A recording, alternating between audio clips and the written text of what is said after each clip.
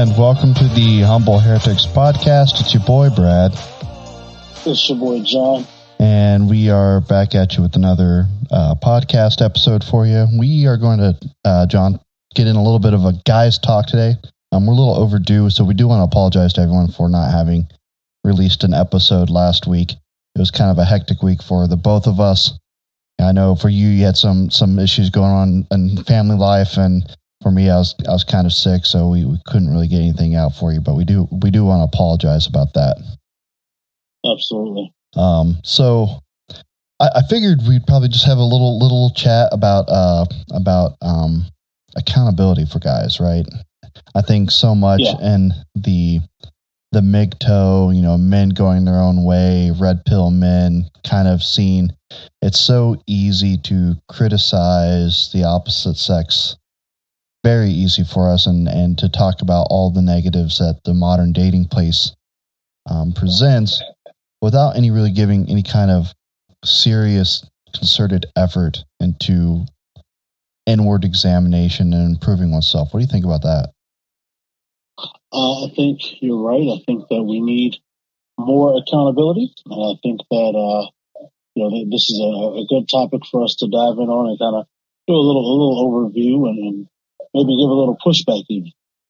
Yeah, it's one of the things I've noticed, and I've kind of tried to take a little bit to heart is I see the bitterness, because sometimes I even feel the bitterness being the single guy. For you really don't have to worry about that so much being a married man, but it's so easy to be discouraged on this dating market. Like, 20% of the guys are getting all of the women, and, leaves those of us who aren't necessarily bad looking, not unattractive fellows wondering, why is it not working out for us in the dating market? Because, we seem to have the complete package, decent, personality, loving, some sense of ambition and wanting to settle down with someone, but it seems like that whole offer, as it were, seems to go by the wayside and is kind of entirely rejected.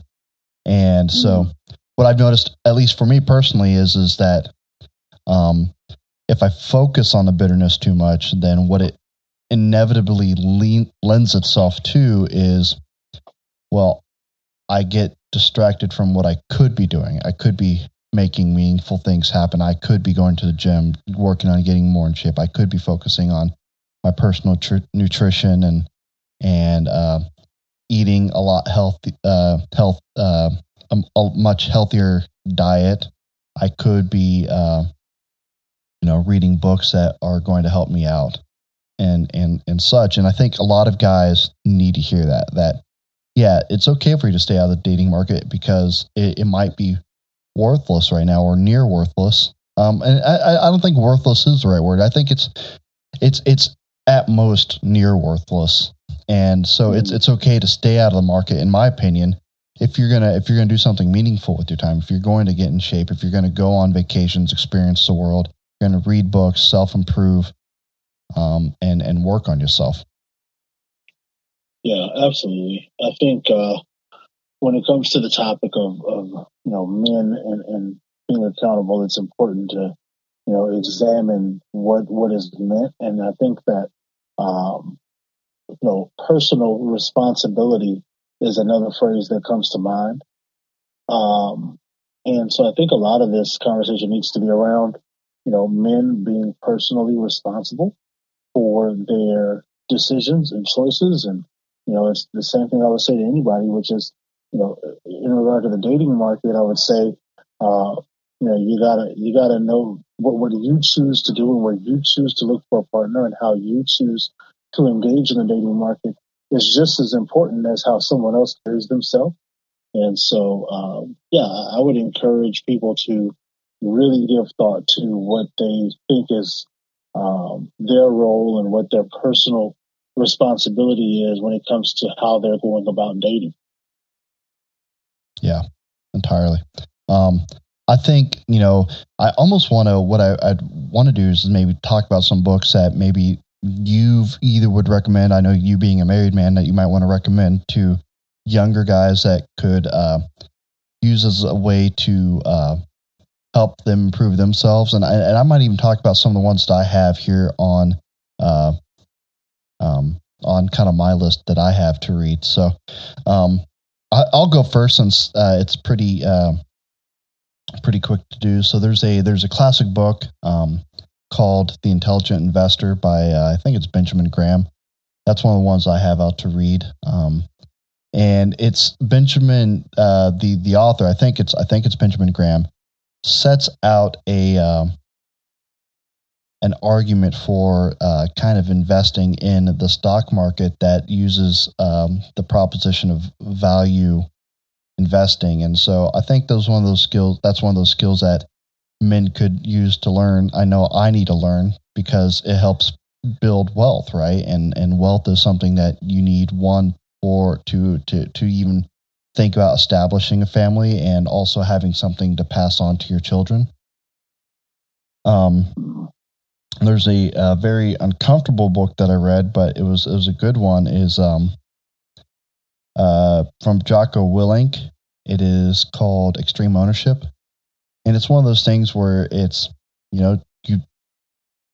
if something goes wrong, even if it's not necessarily your fault, find a way to own it and make that situation your fault, right? And figure out a way how to not necessarily, beat yourself down, but to figure out a way for yourself to contribute to a situation to mitigate, future risks. And I think that's a really good one for guys to read.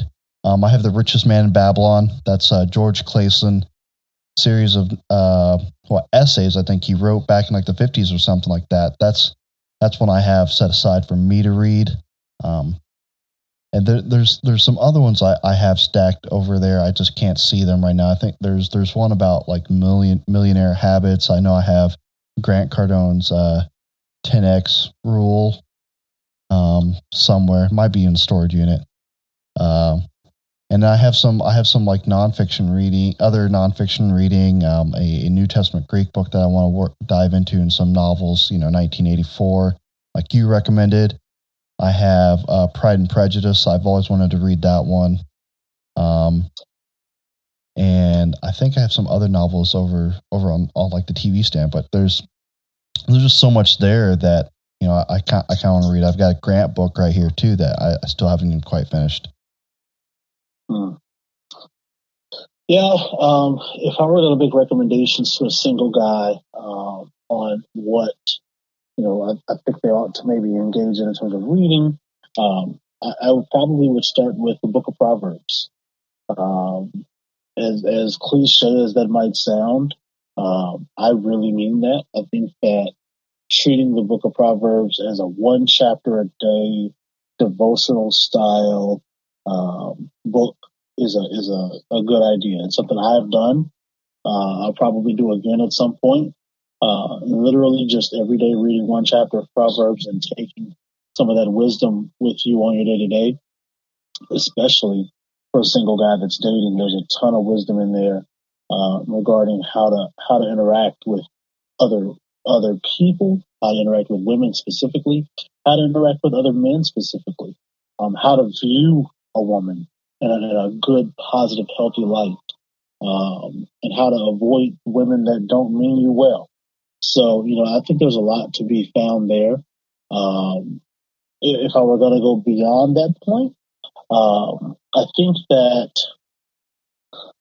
when it comes to the topic of dating, I think that before we get to any dating specific books, I would really advise, men that are looking for a wife, right? Because I don't have a lot of advice for somebody that's just dating to be dating. But if you're dating, looking for a partner, a life partner, a wife, then, at that point I start going, you just start talking to people that are married. You need to start spending time with people that are married. When I say people, I'm thinking more specifically the men, right? You need to start engaging with men that are married and have successfully been married over periods of time that can give you advice and insight. I think you will find that when you talk to married men in real life, off the internet, you'll find that you'll get very different advice and very different perspectives than what's out there in the popular, what they call manosphere, right? I used to tell people all the time about how, single women keep women single. And now I'm starting to have to tell men that single men keep men single.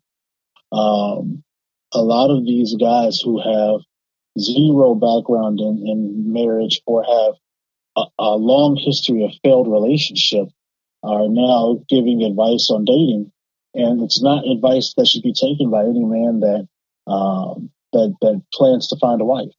But married men are telling single men not to get married. So, I mean, what do you have to say to that? A lot of that. I haven't seen a lot of that. I'll be honest. That may just not be on my radar. The stuff I've seen has typically been younger guys that are not successfully married. Again, if there are guys out there that are married that are telling men not to get married, those guys probably aren't going to be married very much longer, I imagine. They sound like they're not very happy where they are. And that's okay. I'm never giving anybody a directive on whether or not they should get married. That's just not something I'm going to do, right? I recognize that for some people, marriage is not going to be their thing. I think that's true. But I think that for the vast majority of men, learning to navigate the lifestyle of marriage is exactly what they need to become more of the men they actually think they want to be. And I think there are two things. I think that becoming a father and becoming a husband are two things that completely change the dynamic of a man's life and his lifestyle, and force him to become someone he will never become if he doesn't take those roles on. And so, what it takes to lovingly care for a child and raise a child in a healthy environment, and what it takes to lovingly partner with a woman as your spouse and partner, and learning what it takes to navigate that. I think that those two things change a person dramatically. And that my advice is for younger guys that are looking for wives to get away from just absorbing a ton of advice from guys who are not on that same path. A lot of these guys are going to end up just as lonely as the women that they deride and say that those women are going to become lonely old women. These guys are going to end up lonely old men. And so, my input and advice is to, if you want to, it's like anything else, right? If you want to become successful at something, you need to find the people that are successful at it and find out how they did it. I don't know how we got away from that simple principle in society, but that applies in every arena. If you want to be successful at something, you need to find people that are already successful and then find out how they did it. And I assure you that the fresh and fits of the world don't represent those men. Right. So, but that's the thing though, is like, Jonathan, I could lose like everything. I could lose the children. I could lose my house. I could lose my car. I can lose. I'll have to pay child support. Possibly pay alimony for like the rest of my life, and she gets entitlement to my retirement. So why is it even worth it, man? Like why? Like I don't get it. Like I think women should be eschewed altogether, right? Like so that's just because I can lose everything. It's not worth it anymore. Yeah, absolutely. And listen, if that's your concern, if you're worried about, if you're afraid that you're going to lose everything, this isn't going to be the popular line, but maybe you shouldn't get married, right? Because you're not in a space where you even understand what that commitment looks like. The commitment of marriage and the commitment of fatherhood comes at at risk. It's not something that is a risk-free investment. In fact, there's a high risk there, right? There's a high risk for everybody involved, the man included, the woman included, and the child included. But if we are trying to build healthy, healthy relationships with people, and we want to have children that have that benefit of having both parents around, marriage gives us that. And from a biblical perspective, I would encourage men that, the goal is to find one woman and be with her forever. And you should find a like-minded woman that is looking for one man to be with forever. And as a man, it's going to be your role to lead in the area of commitment. And what you'll find is if you go and commit yourself to a woman, and you are genuinely like, I'm not going to leave this relationship. I'm going to stay here and I'm going to develop and make it work. You'll find a lot more success than failure. How long have you been married? I've been married. So this is year 7. Year 7. We just had our 7th anniversary. Yeah, we just had our 7th anniversary. But I mean, even just in a relationship, even in dating relationships, right? When I think about where the breakdowns are in my dating relationships before I got married, I'd say the same thing. I'd say that it was a matter of, like, at some point you decide, I don't want to be committed here anymore, right? And once you make that decision, then yeah, guess what? It's pretty much downhill from there. But when you find a woman that you believe is a good woman and she has a good head on her shoulders and she wants to be committed to you and you want to be committed to her, then it's just a matter of you as a man saying in your own heart, I'm going to be committed to this relationship. I'm going to be committed to being the best man that I can be. I'm going to commit to growing and becoming an example of that commitment. And that in and of itself creates the majority of the success, right? The commitment piece alone does half the battle is won. Honestly, it really is. Half the battle is won. And then if you go beyond that and you say, I'm going to go further and say, I'm going to be a forgiving husband who understands that my wife is flawed and not perfect and she's not going to be everything that I want her to be all the time, the same way I'm not going to be everything she wants me to be all the time. Now you're getting closer to winning that battle in that war. But that commitment piece really, I think, is so much of where things fall short for people, is they're just afraid to be committed through the hard parts. I mean, most divorce happens in the first 5 years, right? Like that, literally, like the majority of divorce happens in the first 5 years, and even more of it happens in the first year. You know how many people get divorced that first year, 2, 3 years, because they just simply can't stomach how hard it is. Because you grew up with a different background and as she grew up with a different background, you both had parents that taught you different things. You both had experience that taught you different things. And now you're trying to meld your lives together, and it's going to be very hard, especially the first year or two. It's going to be extremely hard. She's going to have different expectations of what marriage is supposed to look like than you do, and vice versa.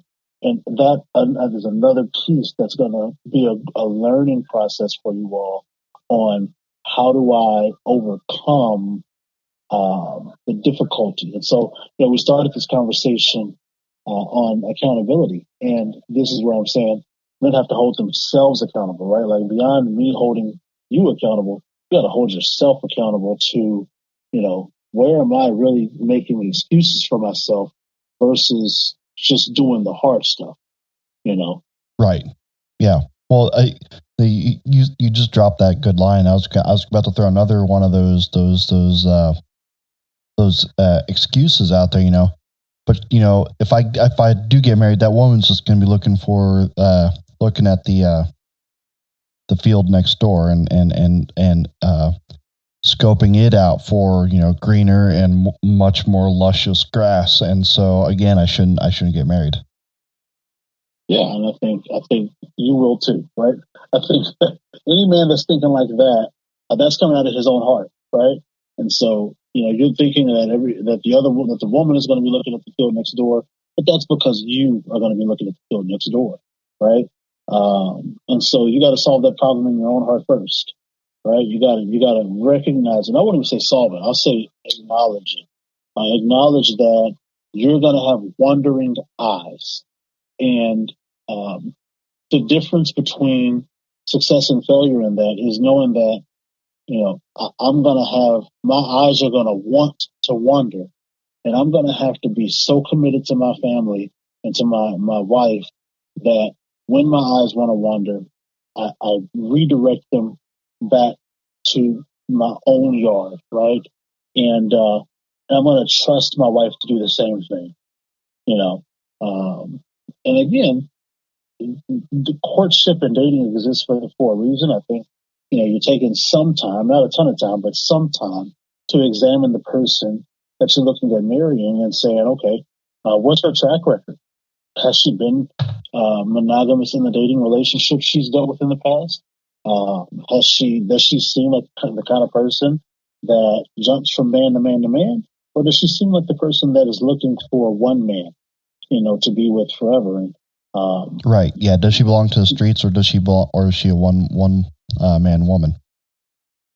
Yes, absolutely. And it's the same. It's the exact opposite for guys as well. Like, and you did raise up a good point. Like with that last objection, that objection is extremely cynical, and we do know. And this is kind of a callback to your recommendation with the Book of Proverbs: is out of the abundance of the heart, the mouth speaks.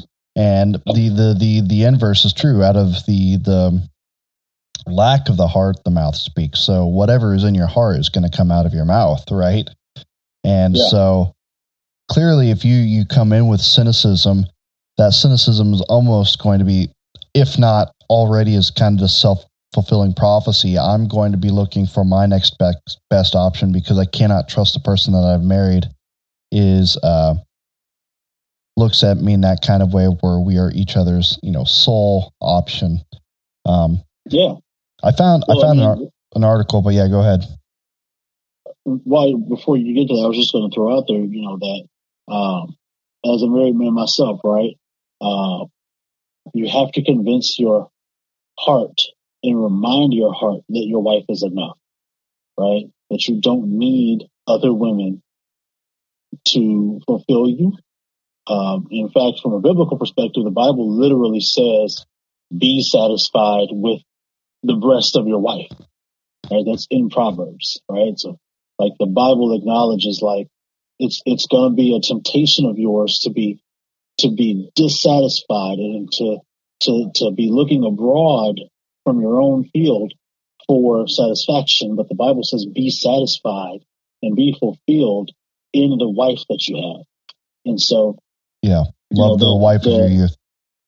Yeah, the mandate is on me, and often as men we're making the mistake of looking at the woman when really the mandate is on you as the man, right? You be accountable, you be right, you be faithful, you worry about you, and then pray for your wife, but worry about your own actions. Yeah. Well, we think about what Peter says, right? He says, husbands, dwell with your wives in an understanding according manner. to knowledge, in an understanding way. Like it's one of those things where like you have to understand your wife. And the Apostle Paul also talks about husbands, love your wives. Interesting, that's the only spouse that's commanded to love the other one.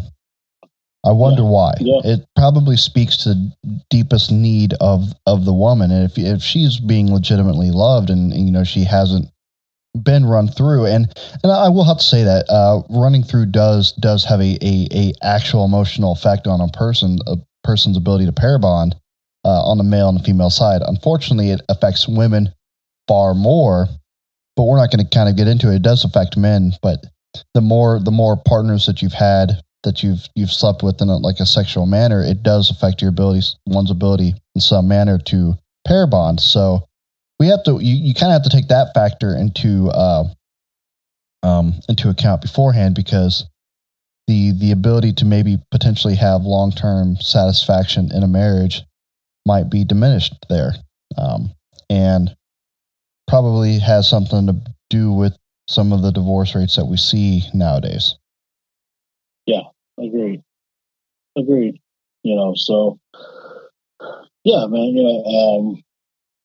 Again, I just think it's important for us to accountability, personal responsibility, looking at yourself and saying, okay, where does this reflect on me, versus how it reflects on her. I don't need to start with her. I need to start with me.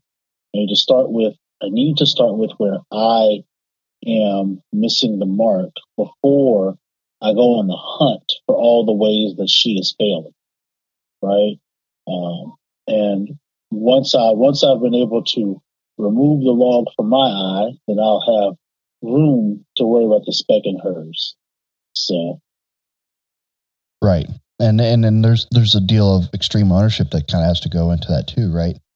Finding where you contribute to the mess if she's her eyes are turning abroad to other fields when you both should be tending to the garden that you both have committed to planting and tending to yourselves.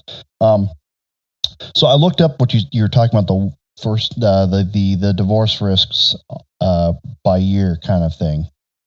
So divorce risk for marriage in the years 1 and 2, it is high. Most of most marriages that fail, roughly 10% will do so within the first 2 years, is what this article is saying, based on data from 11,000 divorce cases. It also says researchers concluded that men are more likely to cheat on their wives during this stage of the marriage, leading to a spike in infidelity divorces. Risk actually goes down a little bit between years 3 and 4, which is very interesting, because through years 5 through 8, the risk jumps back up. Let's see, in the 1920s, apparently the average length of a marriage that ended in divorce was just over 6.5 years. In 1974, 7.5. 1990 was just 7. And today, the average length of a marriage that ends in divorce is about 8 years. So that 7-year itch is what people have got to get past, right? So like you're in the itch period, but I doubt I think you're going to make past the itch period, because you don't buy into that. You believe in accountability as a man, which is a big thing. And then the risk goes down to pretty much non-existent by year 9 to 15. And then it goes back up a little bit more around the 15 to 20 year mark.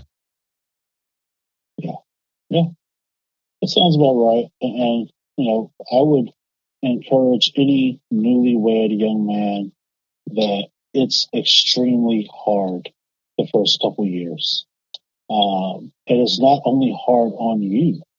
I mean, it's just hard in general across the board the first few years for you and her. I mean, if I'm being transparent, my wife, and me had some very, very, very hard moments our first couple years of marriage. And I made some very big missteps in our relationship, that those missteps caused these long periods of hardship in our relationship, because I didn't have wisdom and I didn't have the understanding of how things should go. But we had the benefit of I'm committed to our marriage, and my wife stayed committed to our marriage, and we were able to get through those tough periods. But by no means is it easy. And I would tell anybody this is going to be the hardest thing you've ever done in your life, right? Marriage is going to be the hardest thing you've ever done in your life. But in the midst of that, that's probably one of the most worthy things you've ever done in your life. That's the most fulfilling thing, easily. The best thing, easily, in my life is my family. By a long shot, like it's not even close, right? And so, when I say my family, I mean my wife and my kids, because parenting is not easy either. And so, these hard things bring us the most fulfillment in the long run. But it is hard. It's not something that you just walk into and go, oh, I got this. Like, okay, me and my wife are in a space now, right after 7 years of marriage, where it's like, no, we have a pretty decent flow of things, and things have gotten a lot better for us, like in terms of understanding each other and knowing kind of how our day to day looks. But those first couple years, when I'm trying to get her to do the things that I think she should do, she's trying to get me to do the things that she thinks I should do, and we're just pulling at each other and never really understanding that's not how it works. So, that's good. Good for me, at least. Good to know. Yeah. One of the, I think so. The big piece here is obviously we know mental health is a huge issue, and some guys are just going through emotional things and all that, and it's good for you to work on you, like do the things you need to focus on your mental health. But at the end of the day, if your problems in the dating market are the blame is being shouldered on the opposite sex, if it's being put on the shoulders of women, and I mean they do carry some blame, but if you're putting all of that blame on them, we probably need to grow up a little bit. We need to self-examine, find a little bit of accountability, get the people around us who can speak that hard love into us, but graciously, so we can elevate and level up and understand the assignment that is laid before us, and graduate onto better things and a higher degree of maturity. Agree, totally. I think that's a good landing spot there. So, I think my big book will be for a recommendation as we kind of wrap up here is going to be Jocko Willink's Extreme Ownership. That I would commend that to anybody. Doesn't matter if you're a male or female. Everyone should read that book. And which of your couple of things would you land on before we get this thing kind of landed? Yeah, I would again go back to read Proverbs. It doesn't matter if you're religious or not. No, not at all. Proverbs is a book where whether you're religious or not, no matter your affiliation, you're going to find so much wisdom there. So I would encourage you to read Proverbs. I would encourage you to take inventory of your own heart and mind and where you find yourself coming short of your expectations of the opposite sex. So, for men, I would say think about all the things you expect from a woman, and then look at yourself and really be honest with yourself about how successful, not what you think, but how successful would you say women say you are at those things. And I think that helps to give us a little bit of a better perspective of ourselves, because we're going to be really gracious to ourselves. But how successful would you say that if I went and asked your last 3 girlfriends how good you are at that thing, what would they say? And that matters. So that's kind of where I'll leave it, man. Is just being responsible for yourself comes before worrying about how women conduct themselves in the dating pool. Yep, like people care, but no one gives a damn about you. Like, fix yourself, take accountability, be the man. So I know that's a short one, folks, but I think it was a good one. I think we said a lot that could be said within the little space of time that we've had today. So if you want to connect with us, you can. We are on social media, TikTok, Humble Heretics, Twitter is Humble Heretics 2 still. We really need to get that thing fixed. And we have a Facebook group, Humble Heretics. We have a YouTube channel, but that's not really up and running. We're trying to figure out logistics about how to get a live stream eventually going. But that's an avenue where we'd like to connect eventually. Is there anything I'm missing? Instagram, Humble Heretics, and Discord server is Humble Heretics, and that's also tied in with our Patreon. If you'd like to support us on Patreon, that would be greatly appreciated. That is patreon.com/Humble Heretics. And just remember, y'all, this life is a conversation. All it is about me speaking my point of view, Jon responding, and moving that conversation forward. And we want you all to join us in that conversation. So that's all I got to say. We hope you have a wonderful evening, and God bless.